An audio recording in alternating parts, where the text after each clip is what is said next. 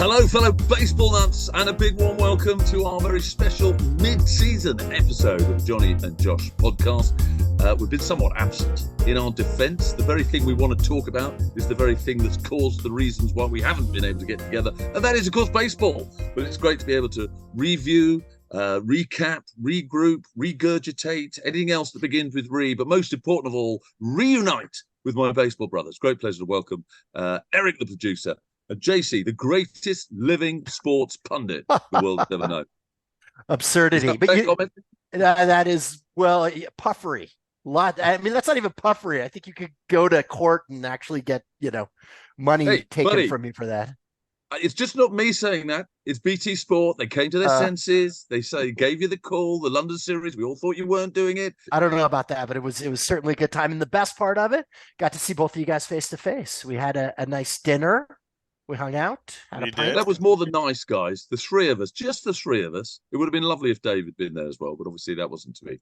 But just the three of us hanging out, talking baseball. You two meant that I missed my train, by the way. Did I tell you that? I got so carried away, I didn't look at the time. I missed my train. It took me an hour and a half to get across London. I didn't get home till 1:30 in the morning. That's how much I love you guys. That's a sacrifice you made for our friendship. There you go. Hey, talking of sacrifice, I'm sacrificing my time on the beach. Look. This is what I should be wearing. I was outside in 90-degree heat here in Marbella. I've come off the poolside. I've left the babes of Spain to come and join you two ugly mugs. Those sunglasses, Gouldy, makes you look just like Joe Biden. You're about the same age, so, I think it makes a lot of sense. Okay, move on. As always, we want to big up the social media, the thing that neither Josh nor I truly understand. We are on Twitter. We are on Facebook, as Erik is doing. We're pointing down the bottom because apparently at the bottom of the screen, there's the buttons you're meant to be pressing. Ideally, saying that you like the show. We'd love you to give us a review. Facebook, Instagram. You know what it is. At Jonny and Josh. Check it out. I know we're not on regular. I know, these big podcasts with millions of listeners, they're on every minute of every day, but that's because they've got egos out of control. We are men of the people, and I want you to remember that. And that's why we only turn up once every 4 or 5 or 6 weeks. But as always, we're also on YouTube. God knows why, because that's a visual medium. And as we know, we're not the best looking bunch. But get on YouTube, check out our channel. Every single episode from the past 4 seasons, and Erik's putting some serious hours editing this all together. They're all there in video format, so you can see our ugly mugs. You can remind yourself how unattractive we once were and how even more unattractive we now are. And they come with timestamps. Now, what does that mean? I have no idea. But apparently you can rewatch, you can skip to something of, maybe your favorite segment, maybe the only segment that was a favorite because the rest was rubbish. It's up to you. It's not so favorite segments. There's a lot of those, I imagine. Anyway, you're in control. Get on YouTube, get on Instagram, get on Facebook, get on Twitter. Have I missed anything, guys? Goldie, you sound like a used car salesman. You can drive it right off the lot. You can drive this podcast right off the lot. Okay. We've done all the link stuff. We've done all the pressing stuff. What have we got left? We've got Erik's trivia question. What are you going to do for us, Erik? Well, we have we got trivia because it's been a while. But I think I'm going to jinx it now because I'm going to be jinxing the Atlanta Braves. Okay. Potentially, because at the time of recording, Austin Riley is currently on a 5-game home run streak. So he's hit a home run 5 consecutive games. But that's not the record, my friends. Oh, no. Nope, not even close.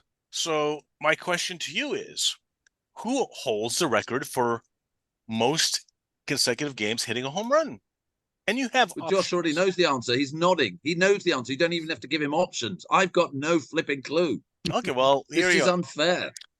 Is it A, Joey Votto, a man of good Canadian stock?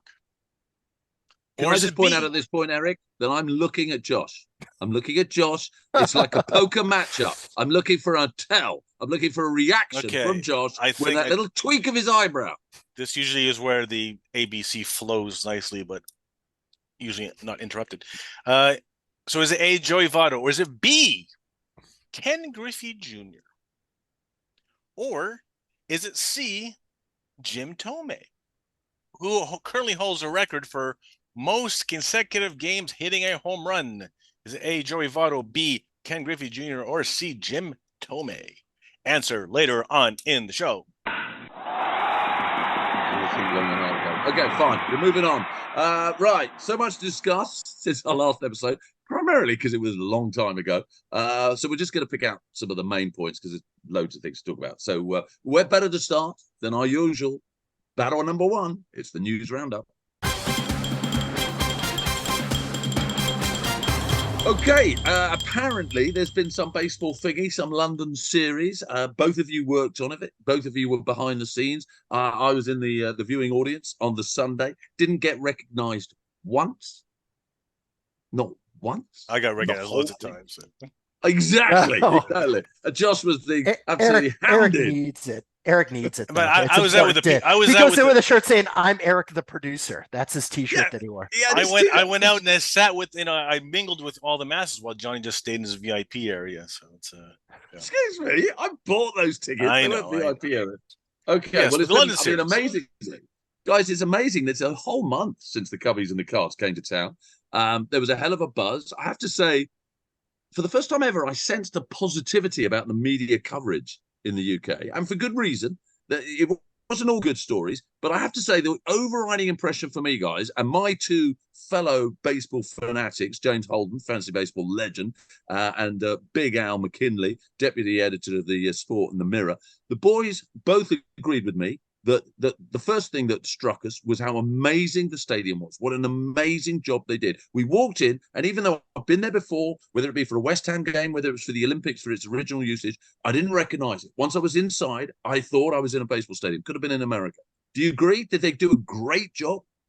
Yeah, absolutely. Murray Cook, who is the grounds person who did the first games back in 2019 with the Red Sox and the Yankees, came back and he learned and even perfected the way that the dimensions worked. I mean, this played more like a major league ballpark than the first series. So that was really good. Obviously, Gouldy, this wasn't going to be as big a spectacle as the first series because it wasn't the first. But I think that, to your point, what made it special is that it's showing commitment, right? Each time that Major League Baseball now comes back, it shows they're serious about it in the way that the NFL was serious about it. So I feel like you can build momentum. Next year, Mets, Phillies, they're going to come back in 2026. So I think that that's what's really important about this. This was a building year, and it did that exactly. And even though tickets were bloated in terms of prices, the stadium was still packed and the energy was fantastic. No question about the energy. 100% agree with you, buddy. I would dispute, certainly on the Sunday, that the stadium was packed in the vaguely affordable seats, which I was in. But when you looked at the really expensive seats, there were plenty of empty seats. And for me, it comes back to exactly the same gripe we had during the original London series in 2019, that the price of the really expensive tickets was off the charts. I mean, if you draw a comparison between what you're paying in America to what you're paying here, I'm not sure how well it would come out. But for me, if the point of this is to spread the word, you know us dedicated baseball viewers are going to go. But if you're just a guy living in London, you're a lady in London, you're thinking, what shall I do this weekend? Oh, that's interesting. Then you look at the prices. But unless you're passionate, you're not going to pay those prices. You're going to go, oh, flipping hell, that's far too expensive. So it's undermining the essence of what they're trying to achieve, which is spread the word. Well, yeah, and you add to that, right, that the broadcast, and I had such a great time working with the network formerly known as BT Sport. It was a fantastic experience. But you had to pay to do it. And I know you have Red Button for BBC, but you think back to the NFL and they've had it on live terrestrial television. Yeah. And so if you are going to have the high prices, you got to figure out a way to make it at least very accessible to the British audience with a British dedicated crew broadcasting it.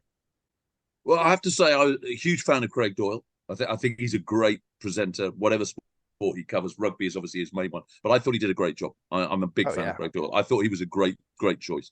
I thought some of the segments, buddy, you must have loved witnessing him in close up with what was going on with Big John, your favorite Erik, and the legend that is such a legend. Bill Murray, that's the one. It was amazing. That was just it was hilarious. So yeah.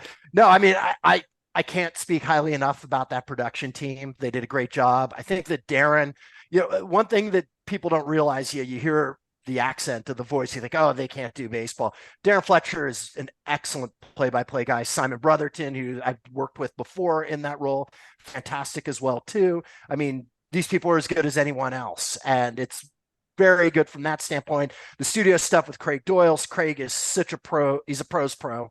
I mean, obviously, would love to have worked with you, Goldie. I mean, all that. I have not watched the BBC coverage. I can't really speak to that, but the more coverage, the better. That's sort of my feeling. And I think to your point about 100%. the cost to go to the games, that if you're not going to be able to make it fully accessible to every possible audience from in the stadium standpoint, you certainly need to make it from a TV standpoint. Okay, so London Series 2020.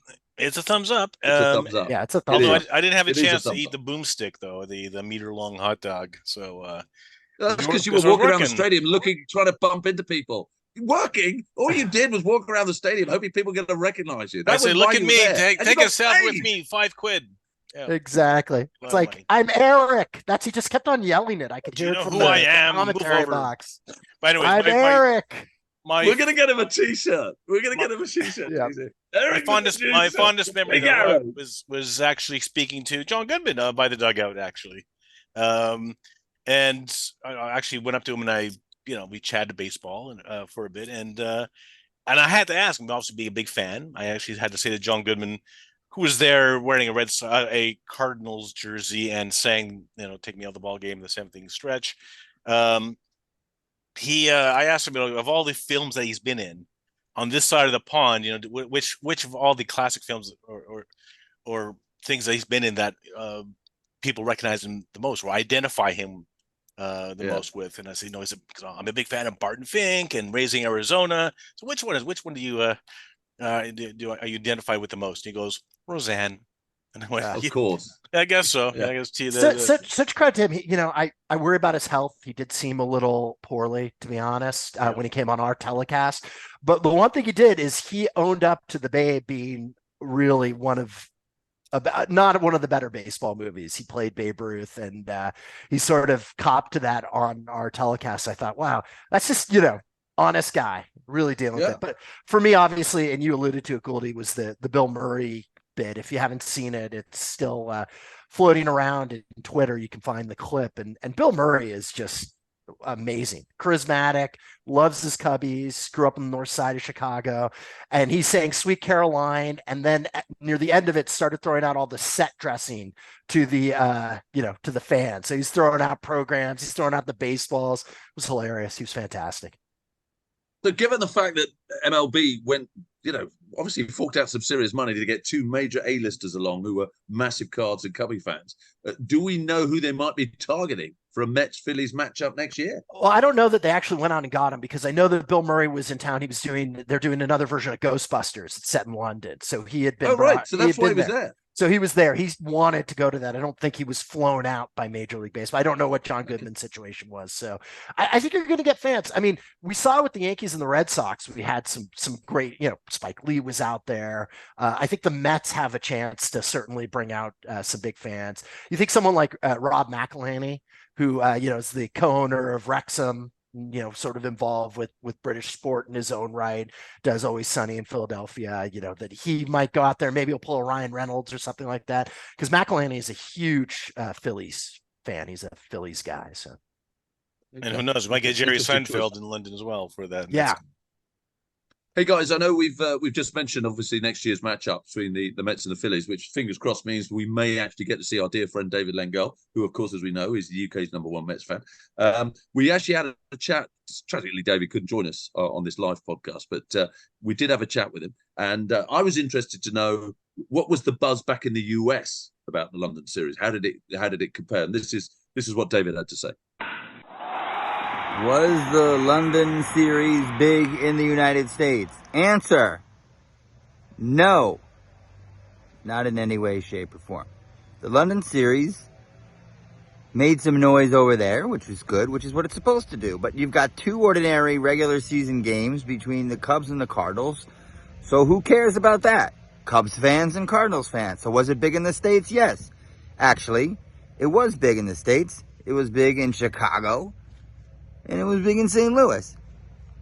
And next year, it'll be big in New York, and it'll be big in Philadelphia. But if you want people in Los Angeles and South Dakota and Birmingham, Alabama, to be talking about the London series, well, it's not going to happen. Okay? In the same way it doesn't happen when the Jaguars play the Colts in Tottenham or Wembley, nobody cares. You know, these are just games and they're played in London. Okay, so what? You know, that doesn't matter anymore. You know, the goal is to build audience abroad. It's not to build audience here. So it doesn't need to be big in the US for it to be a success. It needs to have impact where the games are played, and that's the goal. So we'll see. Maybe I'll go over and watch the Mets next year. That'll be fun. That'll be big for somebody from New York and big for somebody from Philadelphia. And the fans will be filled with people from New York, Philadelphia, and the UK. And that's just fine.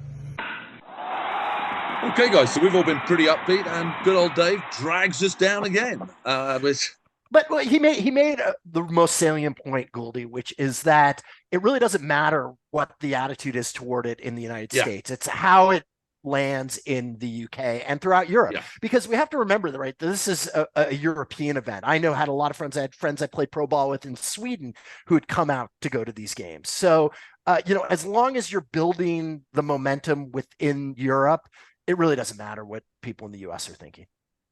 Look, guys, I'm going to wind this up before we get into the All-Star game chat. I want to wind this up by just one comment. Next year's matchup, they've been looking at rivalries. No bigger rival than Yankee Bo Sox. That was a great one to start with, regardless of which team you support. Then they had the big sort of NL Central matchup, the big rivalry between the Cubbies and the Cards. And now we've gone NL East. I'm sorry, guys. The most exciting team in baseball is the NL East leaders, the Atlanta Braves. And yet we've got the Phillies and the Mets coming. I have no issue with the Phillies because they're exciting to watch. The Mets, seriously, they're a car crash. They're a car crash. Yeah, I'm sorry. Go ahead, Erik. One thing I just want to also recap some stats. Of course, we forget that in 2019. We try to forget that the game one of that Yankees-Red Sox game in London was 3 minutes away from being the longest ever 9-inning game in the history of baseball at 4 hours and 42 minutes. And it was a hot day. Game one this year was 2 hours and 40 minutes. 2 hours less. And game two was 3 hours and 4 minutes, while game two with the Yankees Red Sox was 4 hours and 24. That cute pitch clock.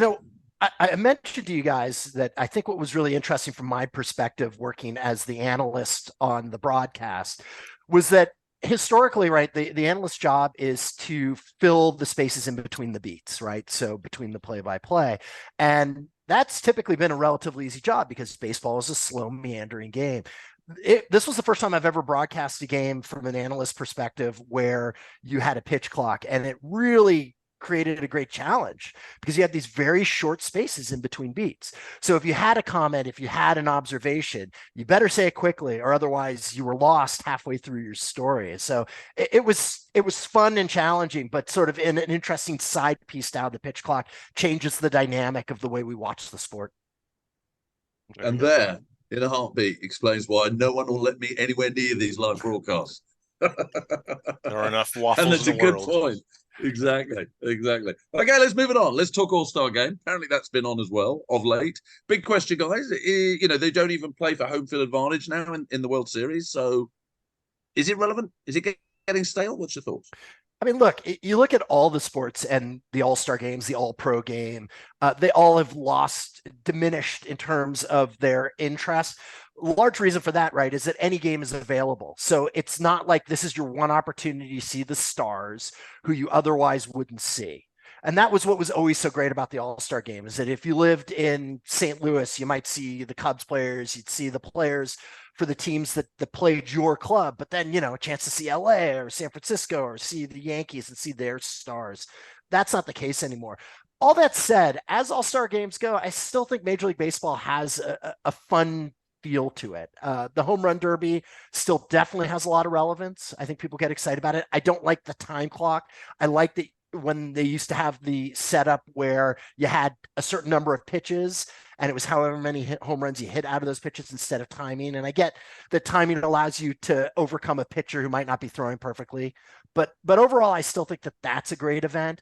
But I've said this many times before, is that I think that you throw out the rules of baseball for the All-Star game and come up with new and fun ways to make that event sort of special. So, whether it's, if something happens in the fifth inning that's different from all the other innings, or some other type of like little twist to it, I think that you just sort of change the game around. They have this team in Savannah, Georgia called the Savannah Bananas. And it's this team that sort of plays this game called Banana Ball. And they've changed all the rules, and it's a ton of fun. And I'm not saying that you should change regular season games, but for the All-Star game, coming up with some of those type of rules, I think it would just really add to the experience.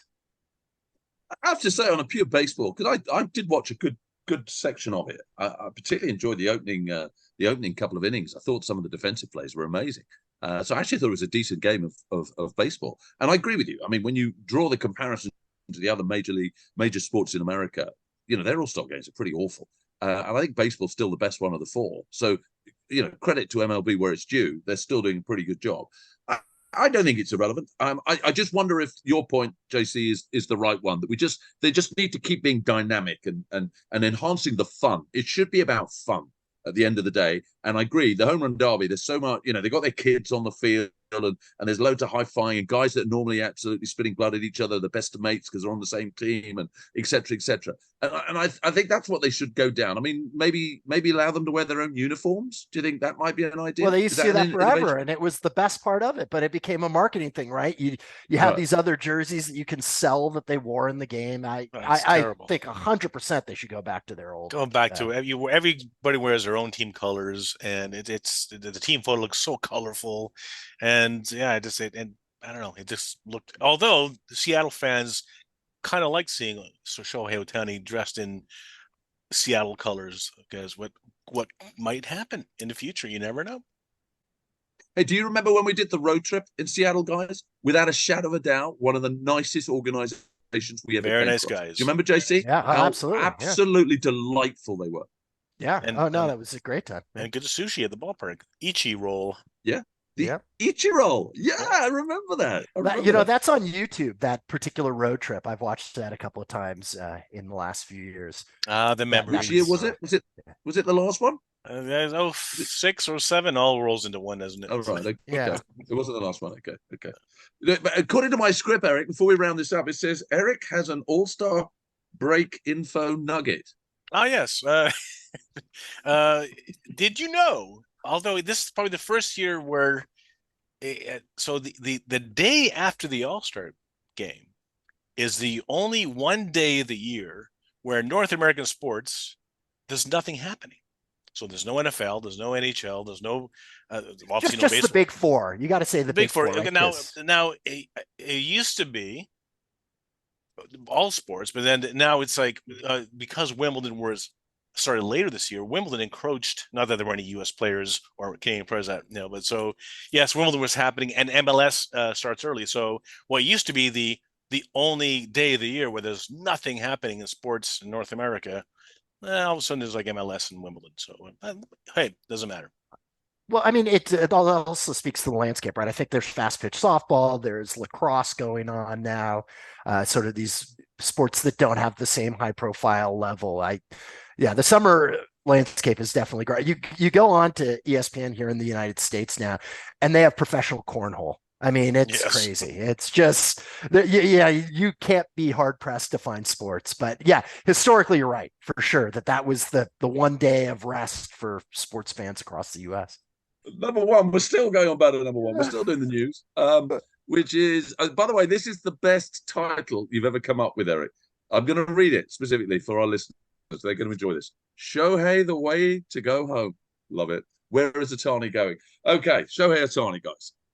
I've had a chat with Big Al McKinley, the UK's number one Angels fan, and I've said basically, where's he going, big guy?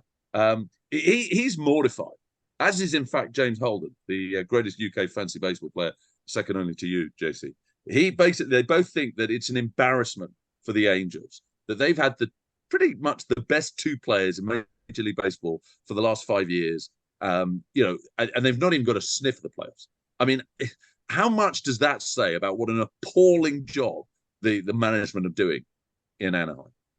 Yeah, I mean it's heartbreaking, to be honest. I think it's turned a lot of neutral observers into Angels fans. I know I've been rooting for them this year. They're kind of on the cusp of potentially going to the playoffs. They kind of have to jump the Red Sox and the Yankees to really get into that race.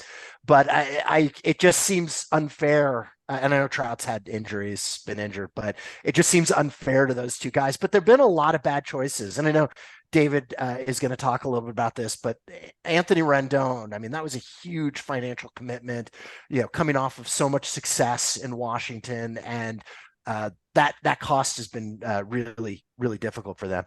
But I wouldn't count the Angels out necessarily in that race. I mean, I know that like Dodgers, Erik mentioned Seattle, but I've got to believe that if any team's going to really roll it out, go over 500 million easily, that Artie Moreno understands how important Ohtani has been. And, Ohtani, if you remember back when he signed, he chose the Angels where he had a lot of other opportunities. I think that he picked them not because it was the biggest paycheck, but because it seemed like a good fit. So it'll be interesting. He has said that he wants to play on a winner, though. So I think that will ultimately be his determining factor. But, if I'm the Angels, regardless of whether I'm going to go after him after this year, I definitely trade him at the deadline. I got to be honest, even if it's a bad look. If you can get, a absolute just mitt full of prospects, almost major league ready guys for him, and then bid hard for him again, it doesn't make a difference, right? I mean, you have to really believe you have a chance at the World Series, and on paper they should. It's heartbreaking, right? Like I like Patrick Sandoval. I think that they have some pitching. I'm now just sort of blathering on, but yes, I feel bad for Ohtani. I'm going to read a couple of the thoughts that Alan came out with, which I thought were really interesting. Obviously, this guy lives Angels baseball. He said they basically just keep on signing players just coming off their greatest season with little or no chance of a repeat. He mentions Wells, Hamilton, Pujols, Rendon, and there are loads more of a slightly lower profile. What they never did was sign young, promising pitchers or even well-established, really good ones. Pitching has been the downfall, and you know what they say about pitching winning championships. And Moreno, apparently, according to a recent article in The Athletic, is a very quick to anger sort of a guy. He does not like people disagreeing with him. He just loves that big box office name, like Shohei, and doesn't listen to people who really know about baseball, so doesn't build. And he's talked about, the importance of your farm system, bringing through your prospects. And he signed Joe Maddon as coach, and then didn't even have the balls to stick with him when they hit their first dodgy patch. I mean, it was a seriously dodgy patch. But this is the guy that won the Cubs a World Series, for God's sake. So if you're not going to stick with Joe Maddon, who are you going to stick? David. Okay, well, it's time now to give David his 2 cents. The big question, what's the buzz in New York? Could Shohei be wearing a Mets cap or even a Yankees cap? What's his thought? This is what David had to say. Where should Ohtani go? I tell you what, I would like for him to not go anywhere, because I would like to see it work in Anaheim. I think that Anaheim have a lot of people rooting for them. They want to see Trout in the playoffs. They want to see Ohtani in the playoffs. They want to see these guys on the big stage when it matters most. And I think it would be great for them to make a run. Unfortunately, the Angels are kind of really screwed up because they bought badly in free agency, kind of what we saw with the Mets. Funnily enough, they have a similar general manager. We don't have to talk about that. Rendon was a disaster. They don't have enough pitching. But, if you can trade him and set yourself up with, a couple of major league ready players and a couple of really good prospects, then it makes sense. You're going to, you watch an Angels game, all you see are Yakult yogurt ads and, Japanese ads. You just imagine that's a huge cash cow for the Angels. So even losing a couple of months of that will probably hit on the bottom line. But you have no choice but to trade him if you're not going to add. If you're going to keep Ohtani, you need to add. You need to go for it in a big way. Don't just keep Ohtani. Add. Bring people in, make a real solid run.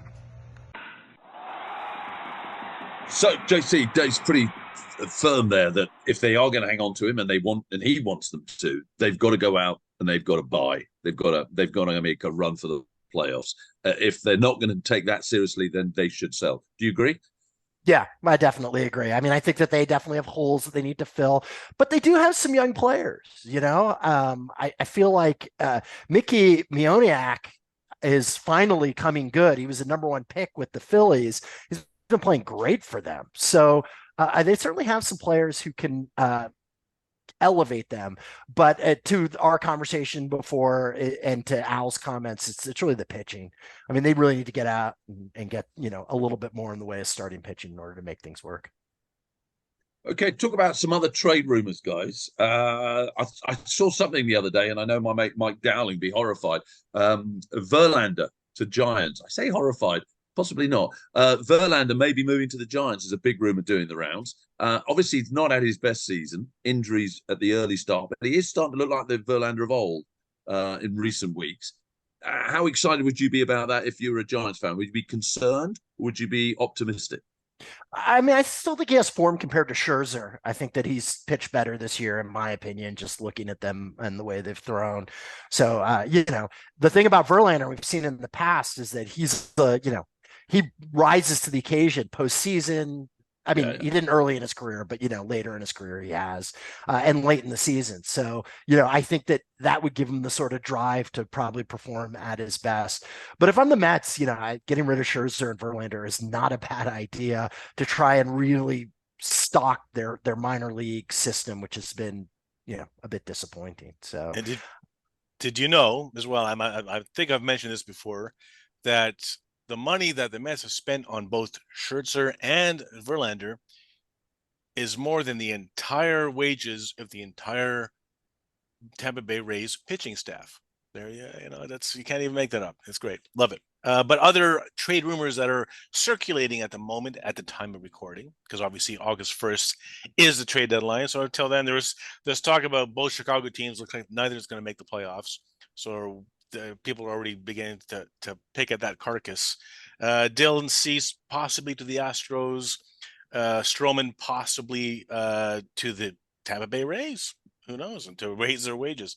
That's what's circulating at the moment, at the time recording, as a trade deadline. Yeah, I mean, I think the two other names you didn't mention, Lucas Giolito, who I think is going to be a free agent next year. He'd be a good rental. And of course, Cody Bellinger also is going to be a free agent. So if you can get a little bit of something out of these guys for half a season where you don't have any contract with them moving forward, that's usually a value. Moving on. I know this is a silly conversation, guys, but it does prompt the thought, what's the most disappointing team this season? And obviously I'm a Braves fan, so I don't care about anybody else, but I really thought the White Sox would make a run at it this season. I really thought they were going to be competitive, and they have just been woeful. Yeah. Truly. I mean, the Mets clearly as well, too. Yeah. I mean, I think the Phillies have been a disappointment. I think that there's a long litany of teams that really invested highly and have not lived up to expectations. Awesome. Moving on to something else, question mark, TBA. I'm not sure if... Nothing. No. Moving on. Nothing at all? Okay, got nothing for you. Got nothing for me. So clearly it's the Badoo Watch. We're still doing... Are we still doing the Akil, view to Akil? Yeah, you know what? I think it's very apropos that we're doing today, because I was turning on TV this afternoon and on ITV we're showing A View to a Kill. And I thought, hey. No! Yeah. Hey, that's my... It was Roger Moore, wasn't it? Of course, yeah. It's not Roger Moore's best film. Spy Love Me is Roger Moore's best Bond film. Come on. Fool. I love the way Erik says that. He's so patronizing. He's like, as if you didn't know. Yeah, come on. But yeah, Akil Badoo. Yeah, we're still doing Badoo Watch, A View to Akil. In 59 games, what was it? 37 RBIs, 4 home runs, batting .218. I know why we're still doing Badoo Watch. But I think, because last night I caught a glimpse of the Milwaukee Brewers game against your Braves. And what a guy, Sal Frelick. Remember that name? He went on his debut yesterday, went 3 for 3 and robbed 2 home runs in the same inning in front of his whole family. I think you're thinking of the player we choose incorrectly, Erik. It shouldn't necessarily be some up and coming rookie. I personally like that's how it started with Weaver Watch, right? It was the grizzled veteran. Yeah. It was the guy who people were kind of over, but we were trying to, help stand up. I like that idea. I think it's finding someone who's just been, it's like us. the gritty old veterans. Okay, right? we got to okay. I mean, again, we'll put it to the viewers. We got to find a bum who's on the twilight of his career, but we got to do a watch. Okay, exactly. Let's move on from there. Can I just point out, if a Major League player was watching this show and then finds out he's the bum we've chosen, you just described him as a bum who's in the toilet of his career. Honestly, I don't think we're exactly. Oh, yeah, I'd love it if we had a Major League player listening or watching our show. That I would leave that at that and feel like it's a win. That's what it takes. There we go. So moving on. So there you go. Okay. Right, moving on. Batter number 2 is New York. What's wrong in New York? I'm not just talking Mets. I'm not just having a pop at my NL East rivals. I'm also talking Yankees. They are stinking up the place. The Yankees are in last place. Not that that's a bad thing in the AL East because it's such a competitive league, but from a Yankee perspective, it's a disaster. The Mets, as we all know, last season spent a host of money. Everybody thought, right, they're guaranteed they're going to win the NL East for the next 10 seasons. Do we blame Buck? The main man? I don't know. Let's first of all, before we get into this with you boys, let's first of all hear from our resident, New York resident, the legend that is, Mr. David Lengel.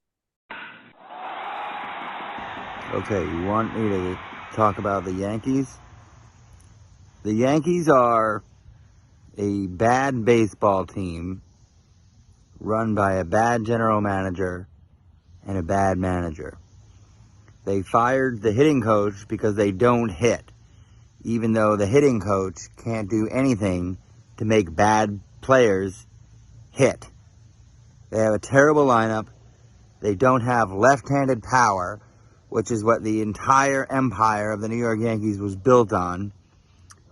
And they're not winning the World Series, and they'll be lucky to make the playoffs. They get Judge back, they'll make the playoffs. They don't get Judge back, they won't make the playoffs. So that's the Yankees. The Mets are another bad team. They bought in Scherzer and Verlander, which is fine because they needed pitchers, otherwise they wouldn't have any pitchers. They're not as good as they used to be, but they're fine. Currently, they're not really the problem. The problem is Alonso's in the worst slump of his career, and Marte isn't the same player that he has been his entire career and last year. And you don't even know who these people are in the bullpen. You have Ottavino and Robertson, who's the closer, but you don't know, and this guy Smith, who's terrible. You don't even know who these people are. You don't know their names. You don't know their stories, and that's because all they do is shuttle up and down and in and out of here. So they're lousy, and that's the danger of building your team through free agency. And that's fine. Eventually he wants to be the Dodgers, but guess what? It's hard to be the Dodgers. So we'll see what happens. They have a lot of money, but money don't buy you love. Or wins, in this case. So, football season can't come fast enough. You got the Giants and the Jets, who have the new fancy quarterback, so we'll see what happens there. But right now, baseball, no good, man. No good. Okay, not surprising. David's not exactly a happy man. Very interesting. I don't know if you timed it there, guys. He spent 50 seconds talking Yankees and about double the time talking the Mets. And his conclusions were New York baseball is a disaster. I love David. He is such a multifaceted human, so interesting, a great intellectual. But when he comes on to our show, he is central casting for like the curmudgeonly New Yorker. It's like, everything sucks. The reality of the matter is the Yankees team is a pretty darn good team. They're in the race for a wild card spot. They've got Aaron Judge, certainly, he's right, it's sort of a fulcrum in which that team balances, but they still have a lot of talent there. And I think that, the starting pitching could use a little bit. I like Volpe, Anthony Volpe, who I know his batting average isn't great, but like has that power speed combo. I wouldn't give up on the Yanks if you're a Yanks fan. I mean, as a Red Sox fan, I'm thrilled that Boston has completely overperformed this year and like is actually in the hunt. And Chaim Bloom, who I know Dave's a huge fan of, is actually really or should deserve some kudos for the team he's put together. But getting back to the Yankees, the Mets are a real legitimate disappointment. All the money that's been put into them, they're not even in it. As of recording, JC, the Mets are 46 and 52. That's a 469 record. They are 7 games back in the wild card. And they've got what? 1, 2, 3, 4 teams ahead of them. And this is in a wild card where you've got 3 teams actually making the playoffs. So we're talking, there are, what is that? That's 7 teams in front of them in terms of the wild card chase that at the time. And that's the National League, obviously. In the American League, look at the Yankees. You're right. They're only 2 games out of the playoffs in the wild card chase. So, yeah, I agree with you. I mean, to suggest that their season is over and that they absolutely have to get Judge back, I disagree with that. I think that's probably just his Met colours tainting somewhat his view on the Yankee situation. But when I do look at that Yankee lineup, it's not exactly memorable. He has a valid point. You remember the Yankees of the Jeter years when we were doing the show on Channel 5, the names, Posada, the names that they had, the legend, the Bernie Williamses of this world. But Goldie, you have the names, you just have them on the real backslide of their career, right? Like Giancarlo Stanton's been injured. He is not performing well, and Anthony Rizzo has not done well. If those guys at the top of their career, if you had them near the peak, that would be a very different lineup. Do you feel he's right that the GM, because he referenced the GM not in the Angels, he talked about the GM in the Mets, he talked about the GM in the Yankees, that they're all to blame? Do you agree there that is the basis of the problem? I mean, it's really hard to knock Cashman, right? I mean, he's been around for so long, he's had his great moments.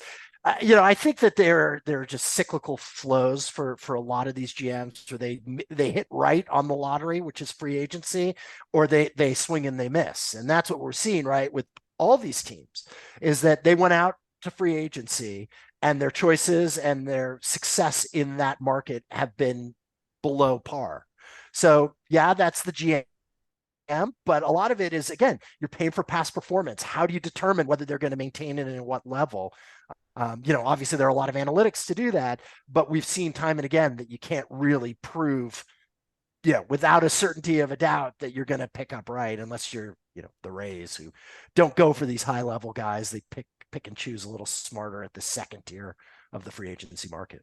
I was just going to say, talking about this with Big Alan McKinley, and he said that, he very much relates this to the Angels story, that it's all very well buying these superstars, but you cannot have sustained success, and the definition of success is making the playoffs in his eyes, not just winning the World Series. It's making the playoffs season in, season out. And he just feels that it doesn't matter how many great players you sign, if you don't build from the bottom, if you don't build that farm system, your prospects, and develop a really good, constant conveyor belt of talent.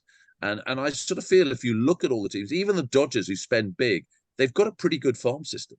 I think he's got a point. I do feel that is the future of baseball. Well, you have to remember, right? Like, we talk about analytics all the time. We talk about statistics. One thing we don't talk about as much that is legitimate is chemistry. And what builds chemistry? Having played together with players for a very 100%. Long time and knowing each other. And that's one of the aspects of having a good farm system, is that those players come up together. That was true at the core of the Yankees, right? Is that guys like Posada and Jeter, they came up through the system. So Bernie Williams, Mariano, they came through the system. They knew each other. They trusted each other. And that's a big issue. So whether you get free agents and you have to slot them in, you need them to build that relationship. It's a long season. The bottom line is there's no joy in Muddsville in New York. So moving on. Okay, batter number 3. Batting cleanup. It's the Hall of Fame inductions. I'm going to get really angry on this one. I warn you in advance. The 2 that are going forward and are going to be incorporated into Cooperstown, Scotty Rowland and Fred McGriff. I've certainly got no issues with Fred McGriff. Scotty Rowland, looking at his stats, a career 281 average, 364 OBP. He could do it all. He was 5 tools. He stole bases. He had power, 316 home runs. I don't know if his numbers are, clear and obvious. Fred McGriff, 493 home runs. There's a power bat if ever I've seen one. So yeah, I don't have a problem with that at all. So before we get into those that have missed out, can we just discuss these 2? What's your thoughts, JC? Scott and Fred, deserving? Oh, definitely. I wrote a piece many years ago when Bonds was still playing, saying that his career before the cloud of whatever he did off the field, Bonds and, juicing or not juicing, were very similar to Fred McGriff. And I talked about Fred McGriff's career and just, how impressive and consistent it was. And that's what Fred McGriff was. He was just a consistently excellent ball player. He wasn't necessarily the greatest in the league ever, but he was consistently among the best. And I think that there should be a place in the Hall for that. Scott Rowland, I think the one factor that you didn't reference that really makes him sort of stand amongst the best was his defensive play. I mean, I don't know if he's Nolan Arenado or Brooks Robinson, but if not, he's in a tier right below with a guy like Adrian Beltre. And he was a great defensive player. And one thing that I think we don't do a great job of at the Hall of Fame is understanding best at their position. And that's what Rowland was. Maybe, you look at those numbers and you're comparing him with the first baseman or, a corner outfielder, but as third baseman go, he was one of the best at what he did. Okay. You've just raised a really good point. And that is about, and I feel that defensive quality is undervalued when it comes to Cooperstown. And I think that's wrong. I definitively think that's wrong. When you're that good, it should 100% be a big part of whether you're deserving or not to go to Cooperstown. So if we're going to discuss those that have missed out, and I'm ignoring all the juiced up ones where it's controversy that's causing the problems, whether it's A-Rod, whether it's Bonds, etc. I don't want to discuss those. I'm not interested. It's dull. What I want to talk about is those genuine players that have missed out that a lot of people really feel are deserving. And my biggest one, of course, is Andrew Jones, center fielder for the Atlanta Braves. Now, not just a great power hitter, but what was he, a 10-time Gold Glove winner? And I believe there are only 4 players in the history of baseball that hit more than 400 career home runs and won 10 Gold Gloves. Only 4. One's Ken Griffey Jr., one's Mike Schmidt, and I'm trying to remember the third one. Who was the third one? It'll come to me in a moment. We're talking Willie Mays. I think it was Willie Mays. We're talking 3 of the greatest first-round Hall of Famers.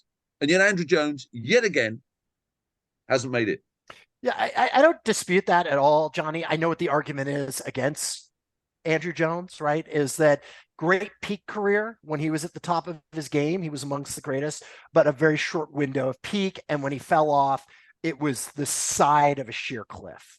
That he didn't have that, sort of smooth runway to the end of his career, and that those impacts. And I think the other issue, and this is always a big issue with the Hall of Fame, which is to a certain degree, it's a popularity contest. So it's not just about your skill, it's about how you were perceived by the media.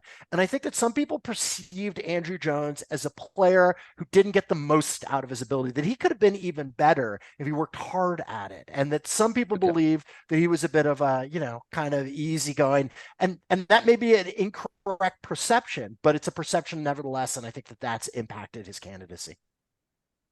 I understand what you're saying about falling off the side of a cliff towards the end. He still played 17 seasons. So it's not like he was a 4-season wonder. He had 17 seasons. Well, but you look at the end of his career, and those numbers really hurt him because the counting stats, the batting average stuff, all really got diminished from that holding on but not being that good. And the reason his career lasts long is because he was such an absurdly great natural talent. But that, he was not in a great shape. He just wasn't the player he was at the peak by any stretch. He won the Gold Glove Award for outfielders every year from 1998 to 2007. I mean, that's consistency. He in some people's eyes, is the greatest outfielder that ever played the game. You could make the argument.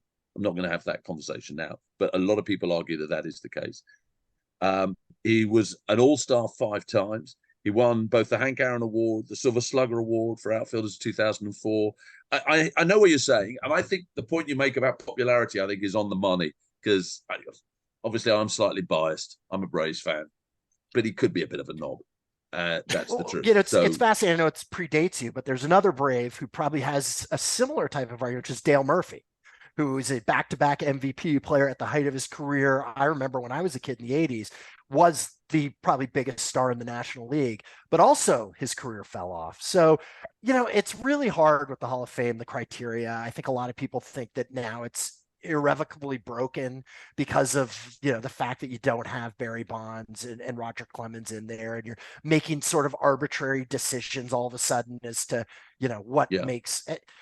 It's tough, It's just tough. And I don't disagree with you I'm more for an inclusive Hall of Fame because, and I say this with the British Baseball Hall of Fame too, which is that this is an opportunity for history, right?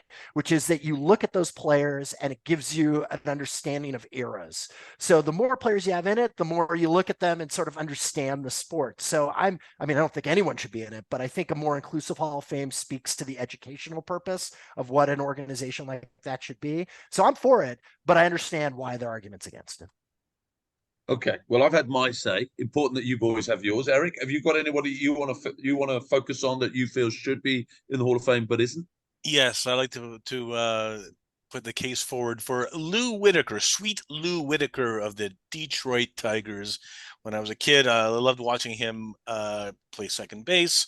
Now, 19 seasons with it pretty much comparable numbers almost to Scott Rowland. And the thing is, Alan Trammell, who was shortstop, who came up together with Lou Whitaker, they played together for 19 seasons in a row. There, no two players, tandem shortstop and second base, have played together longer. That they have the record for most best, middle infield tandem. So that's my and of course Alan Trammell and Lou Whitaker, they appeared in an episode of Magnum PI. So that should be a shoe-in for the Hall of Fame right there. To be honest, Erik, I was going to mention Lou Whitaker too because of his consistency, and I think that level of consistency should be rewarded. But since you chose him, I'll go with a player from my favorite team, which was Dwight Evans, who, if Evans played in the current era, his ability, his on-base percentage, his defensive skills, he would have been a no-brainer for the Hall of Fame. But he really came up during the pre-analytics period. And so I think that he gets overlooked a lot. Him and Bobby Grich are the two players from that sort of 70s, 80s period, who, if you look at their WAR and, the few other analytics that usually are kind of raised, they got overlooked. So I put Dwight Evans, Bobby Grich as sort of my two. Pete Rose? Well, yes, absolutely. I'm saying Pete Rose. I'm saying Barry Bonds. I'm saying Roger Clemens. These people reflect their era. And without it, it doesn't fully tell the story. This goes back to what my philosophy is about a Hall of Fame. Yes, I realize that their era reflects some major stains on baseball. There's no doubt about it. But that's the game, and that was the game at the time. And what they did on the field, they did on the field. Other players did stuff, and it explains the sport for that period. You know the difference, though, for me? I know Pete Rose broke this golden rule, allowed to gamble. But the difference for me is gambling had no impact on his perforance. At the end of the day, gambled on games he was managing. That was supposedly no, I understand that. But it didn't make a difference. It didn't help him hit an RBI, hit an home run. Whereas the juiced up players, the Roger Clemens, the Barry Bonds, etc. The point of that is that their numbers are inflated because of what they did. Now we all know that both of them, before they got juiced, were still good enough to be Hall of Famers, which is why it's so dumb that they did it. But at the end of the day, that is a big comparative difference between the Pete Rose story. And when you consider that Major League Baseball are now so in bed with gambling companies when it comes to sponsorship, advertising, it just seems incredibly hypocritical that that's the reason they refuse to let him join. Yeah, there's no doubt that there are onerous people in the Hall of Fame. You got the Ty Cobbs of the world. Pete Rose, probably not the greatest personality. He should be in the Hall of Fame. But in terms of your other argument, that's a specious argument, Goldie, because I know you're not a big reader, but did you ever read Ball 4, Jim Bouton's book? No. That period was rife with greenies, rife with amphetamines. That is a performance-enhancing drug. I'm sorry. You wake up the next day and you're exhausted and you're physically done and you take amphetamines, it helps improve your game. There are players from an era before that, before the steroids era, who did performance-enhancing drugs, who skated by. You're also dealing with the whole issue of who got caught and who didn't get caught in a period where these drugs were rife.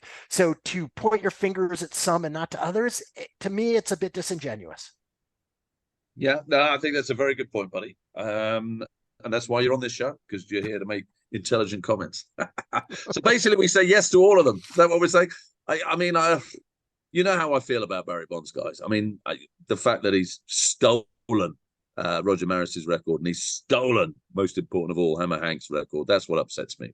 That's why I feel a bit extreme. Just last statement on this, Gouldy, because I know we have to move on. But I know. Okay. You look at everyone's doing steroids.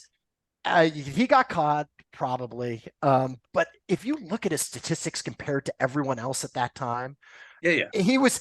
It is mind blowing how great a player he was, performance enhancing or not. You could give that to every other player in Major League Baseball. I'm not sure anyone would have competed with Barry Bonds in terms of how dominant he was in the game. I don't know him. His personality seems really aloof and not really wonderful. But man, look at the numbers. It is like he was playing slow pitch softball where everyone else was playing baseball. Yeah. No, very valid. Very valid. Okay, let's move it on. Time for the 7th inning stretch. Okay, baseball book of the week, Erik. What have you got for us?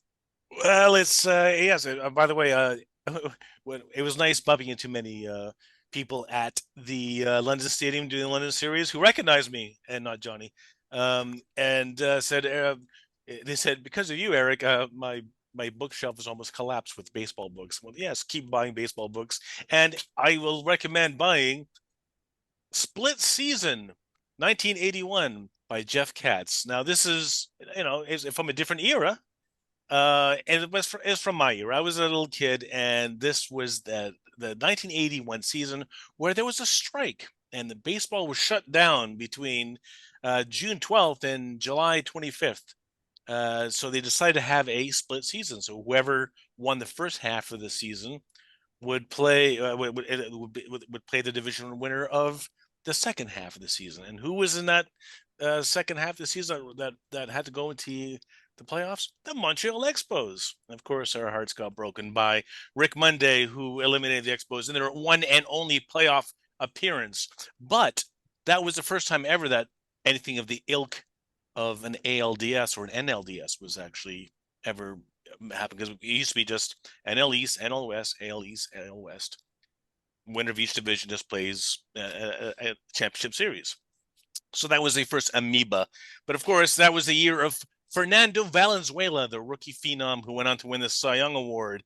It was a year that that Nolan Ryan hit one of his many, threw one of his many no-hitters.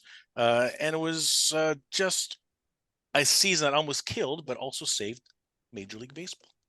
So that's my baseball book of the week. Split Season 1981 by Jeff Katz. Are you old enough, JC, to remember anything from the 81 season? Oh my God, absolutely, Goldie. I grew up in Los Angeles. Fernando Mania was a thing.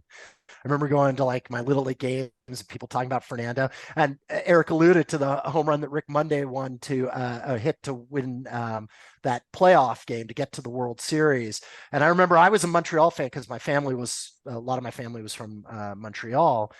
Everyone else was a Dodgers fan, and I was at school, and I remember everyone cheering because back then you had day games during the playoffs, which was something you don't have anymore, right, for the TV audiences, and you had day games. And I remember everyone being really excited and me being quite disappointed by that result. Yeah, it was heartbreaking. Well, it's good to know that your love of the baseball book, Erik, is driven by your bitterness as a Montreal Expo fan. But we'll ignore that and we'll move on. What's your other cultural reference? No doubt it's another bitter and twisted Montreal Expo reference.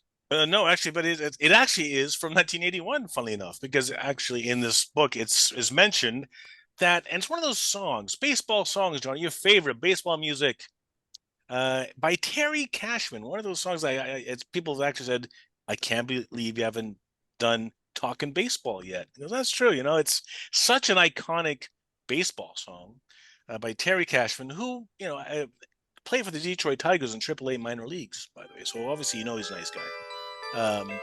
But he came out in 1981 with this little ditty. The Whiz Kids had won it, Bobby Thompson had done it, and Yogi read the comics all the while. Rock and roll was being born, marijuana we would scorn. So down on the corner the national pastime went on trial. We're talking baseball, Klazuski, Campanella, talking baseball. The Man and Bobby Fella, the Scooter, the Barber and the Nuke. They knew them all from Boston to Dubuque. especially Willie, Mickey, and the Duke. Well, Casey was winning, Hank Aaron was beginning, one Robbie going out, one coming in. Kiner and Midget Goodell, the Thumper and Mel Parnell, and Ike was the only one winning down in Washington. I'm talking baseball. Oh my God! How is that iconic? It's yet another example of a dodgy tune that somebody thought, well, I'll make $1 million by adding in some baseball names. That is not a good song. How do you call that iconic? Okay, first off, you have sunstroke from being out in Spain. I think that we're going to give you a pass. I mean, that song was the great. Yes, put on your Joe Biden sunglasses again. That is one of the great baseball songs. I mean, it's like a warm blanket, that song. It's so great that The Simpsons did a parody of it in their famous softball episode. It's that iconic. I put it up there with Take Me Out to the Ball Game and Center Field by John Fogerty as one of the three, the triad of great baseball songs. Well, that's the thing, because like Terry Cashman actually, the valid point, Josh. Terry Cashman wrote a parody of his own song for that Simpsons episode, and it was called Talkin' Softball, and it sounded something like this. Well, Mr. Burns had done it, the power plant had won it, with Roger Clemens clucking all the while. Mike Scioscia's tragic illness made us smile, while Wade Boggs lay unconscious on the barroom tile. We're talking softball, from Maine to San Diego, talking softball. Mattingly and Canseco, Ken Griffey's grotesquely swollen jaw, Steve Sachs and his running with the law. We're talking Homer, Ozzie and the Straw. We're talking softball, from Maine to San Diego, talking softball. Mattingly and Canseco, Ken Griffey's grotesquely swollen jaw, Steve Sachs and his running with the law. We're talking Homer, Ozzie and the Straw. So, what's not to like? You got a guy who actually rewrites his own song for a Simpsons episode.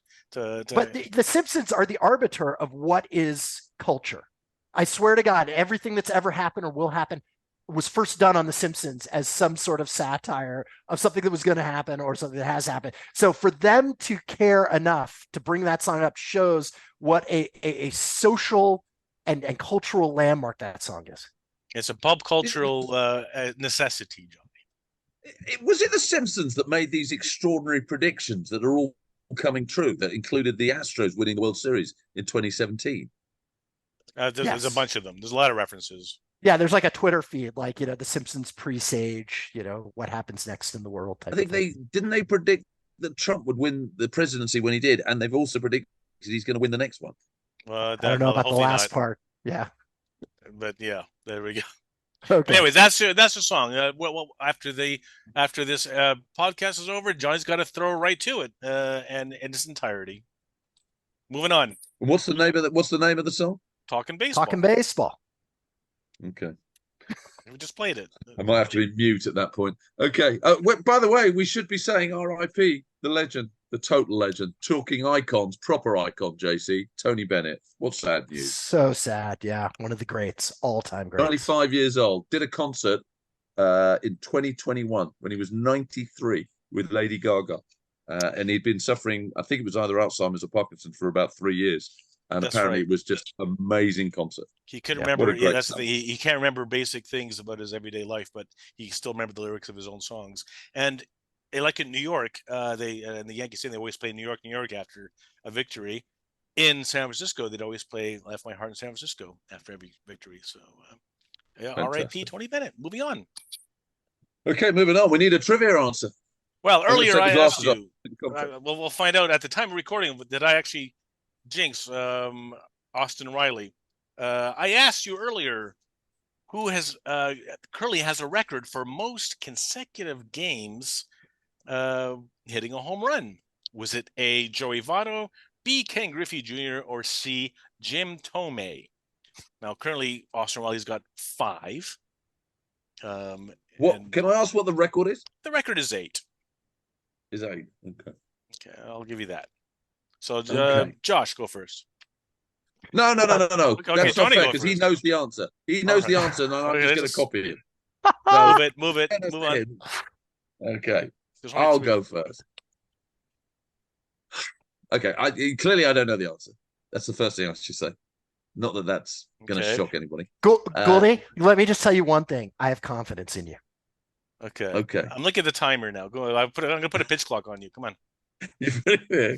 Okay. I love Ken Griffey Jr. He's one of my all-time favorite players. So my instinct is to go with him. I definitely don't think it's Votto. I'm knocking Joey out the park.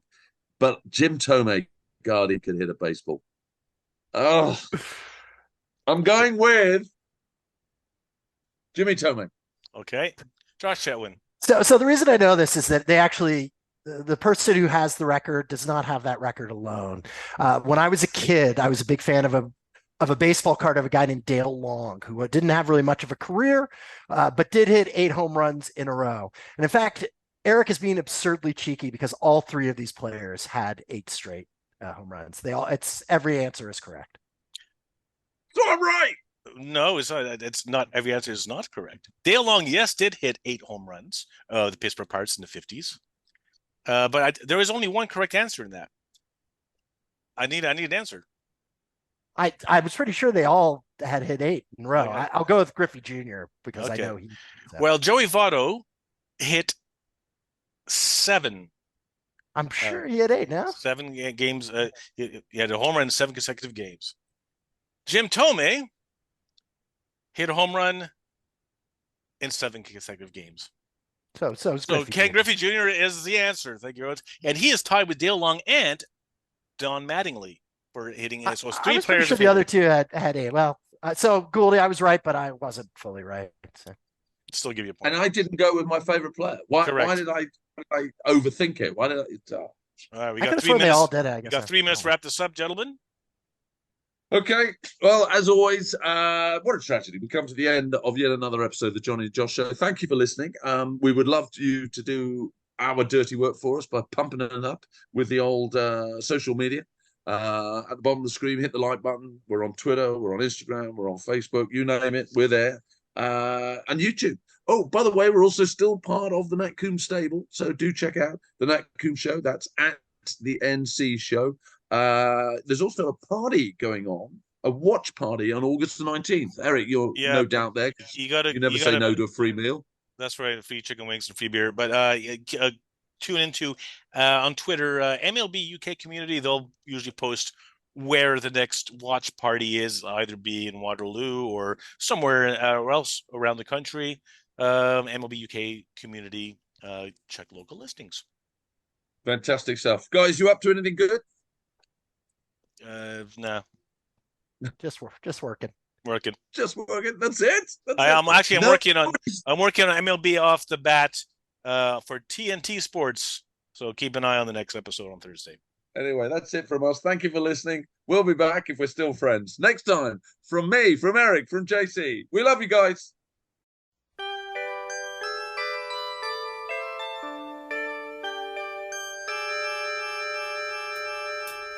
The Whiz Kids had won it, Bobby Thompson had done it, and Yogi read the comics all the while. Rock and roll was being born, marijuana we would scorn. So down on the corner the national pastime went on trial. We're talking baseball, Klazuski, Campanella, talking baseball. The man and Bobby Fella, the Scooter, the Barber and the Nuke. They knew them all from Boston to Dubuque, especially Willie, Mickey and the Duke. Well, Casey was winning, Hank Aaron was beginning, one Robbie going out, one coming in. Kiner and Midget Goodell, the Thumper and Mel Parnell, and Ike was the only one winning down in Washington. I'm talking baseball, Klazuski, Campanella, talking baseball. The man and Bobby Fella, the Scooter, the Barber and the Duke. They knew them all from Boston to Dubuque, especially Will.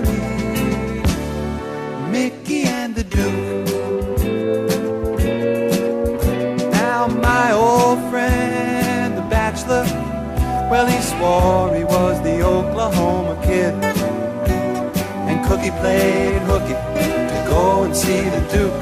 And me, I always loved Willie Mae. Those were the days.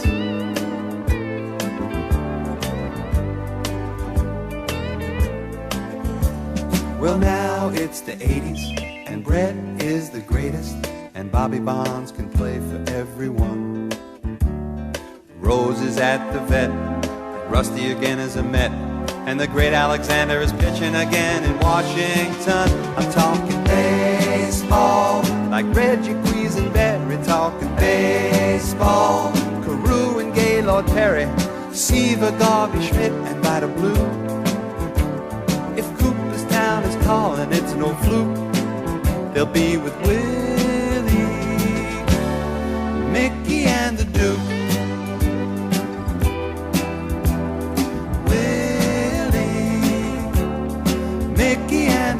Say hey, say hey, say hey. It was Willie, Mickey, and the Duke. Say hey, say hey, say hey. I'm talking